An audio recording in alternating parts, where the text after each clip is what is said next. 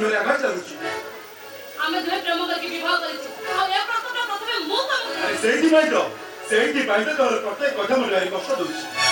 ତମେ କଣ ମତେ ସନ୍ଦେହ କରୁଛ?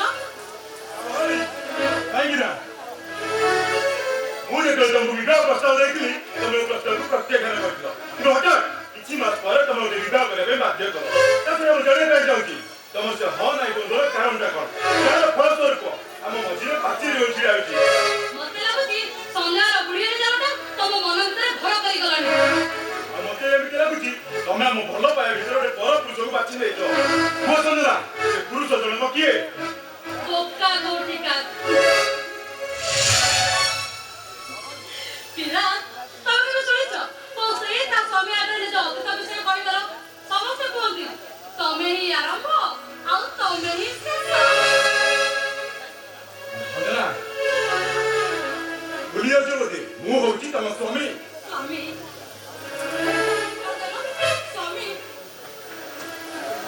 ସ୍ୱାମୀର ଡେଫିନେସନ କଣ ଜାଣିଛ? ଯୋଉ ସ୍ୱାମୀ ନିଜ ସ୍ତ୍ରୀର ଆଖିର ଲୁହ ଆଉ ମନର କୋହକୁ ବୁଝିପାରେ, ପ୍ରତ୍ୟେକ କ୍ଷେତ୍ରରେ ସ୍ତ୍ରୀର କଥାକୁ ବିଶ୍ୱାସ କରେ, ସିଏ ହିଁ ସଫଳ ସ୍ୱାମୀ। ହଁ ଆଉ ତମେ କଣ ଭାବୁଛ ସ୍ୱାମୀ ହେଇଗଲା ବୋଲି ତମେ ପର୍ସନାଲରେ ଦଖଲ କରିବ, ତମେ ମୋ ସ୍ୱାଧୀନତାର ହସ୍ତକ୍ଷେପ କରିବ? Don't dare it! ସେମିତି କରିବାକୁ କେବେ ସାହସ କରିବନି। ଆଉ ତମେ କଣ ଭାବୁଛ ତମ ସାମ୍ନାରେ ସତେ ସୀତାଙ୍କ ଭଳି ମୁଁ ଅଗ୍ନି ପରୀକ୍ଷା ଦେବି?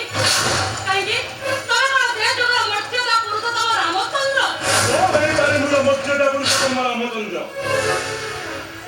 ନ ହେଇପାରେ ତମେ ସତୀ ସୀତା। ମୁଁ ତମ ସ୍ୱାମୀ ହିସାବରେ ତମଠାରୁ ଅଗ୍ନି ପରୀକ୍ଷା ନେବି। Yes Yes final.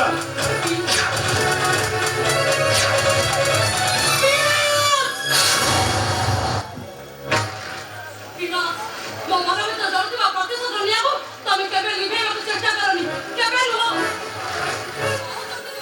ଚେଷ୍ଟା କର ତାହେଲେ ଜାଣିଦେବି।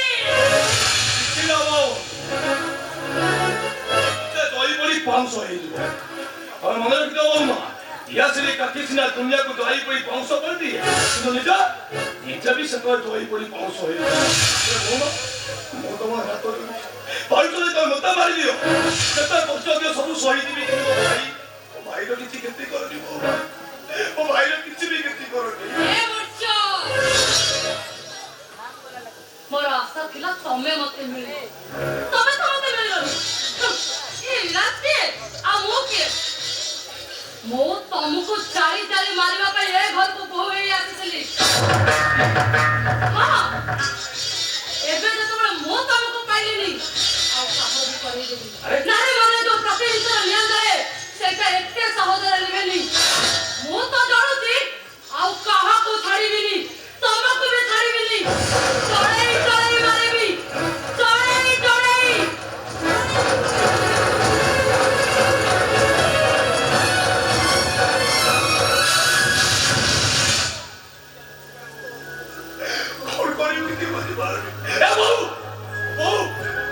ଦେଖିଆ ଥରେ ଦେଖିଆ ତୋ ମୋର୍ଚ୍ଚକୁ ଥରେ ଦେଖିଆ ତୋ ମୋର୍ଚ୍ଚକୁ କେମିତି ଏ ନାରୀ ନିଆରେ ଜର୍ଜରିତ ହୋଇ ରହି ପରି ପାଉଁଶ ହୋଇଗଲେ।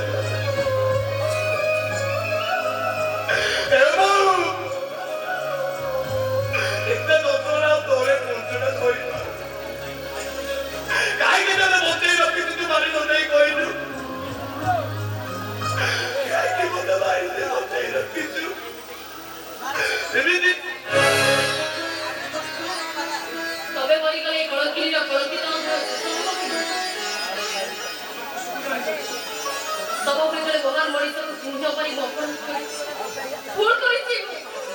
ହେଲେ ସଜନ କୋଟିପତି ଘରର ଝିଅ, ସିଏ ତମକୁ ଠିକ ଭାବରେ ଚିହ୍ନିଛି ବୋଲି ବିବାହ କରି ତମ ଫେରିବା ବାଟ କାହିଁକି ଜାଣିଛ? କାରଣ ଗୋଟିଏ ନାରୀ ତା ଜୀବନର ପ୍ରଥମ ମଣିଷ ପାଖରେ ତା ମନଟା ବିକ୍ରି କରିସାରିଲା ପରେ ସେ ସ୍ମୃତିକୁ ସେ କେବେ ବି ଭୁଲି ପାରେ। ଆବଶ୍ୟକ ପଡ଼ିଲେ ସେ ସୃଷ୍ଟି କରିପାରେ ମହାପ୍ରଳୟ। ସେ ତମକୁ ବୋଲି ଦେବତାକୁ ଚିହ୍ନି ନ ପାରି ଅପରାଧ କରିଛି। ଭୁଲ କରିଛି। ଆରେ ନା ନା ନା କିଛି ଭୁଲ କରିନ। ବହୁତ ଝିଅ ଥରେ ସିଏ ଦେଇ ହୋଇ ତମ କିଛି ଭୁଲ କରିନ ତମେ। ଭଗବାନ ଆଜି ତମ ଡାକ ଶୁଣିଛି। ଭଗବାନ ମଣିଷ ପାଖରେ ମତେ ଆଜି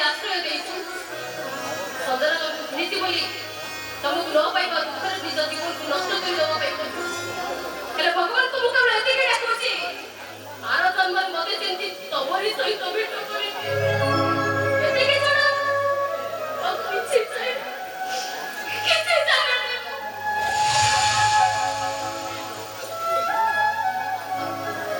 हे प्रभु देवदेव महादेव प्रभु सुरेश्वर अरे तुम पाखे कि विचार कहीं हत भागी एत कष्ट दौच प्रभु केते कष्ट पाइब ये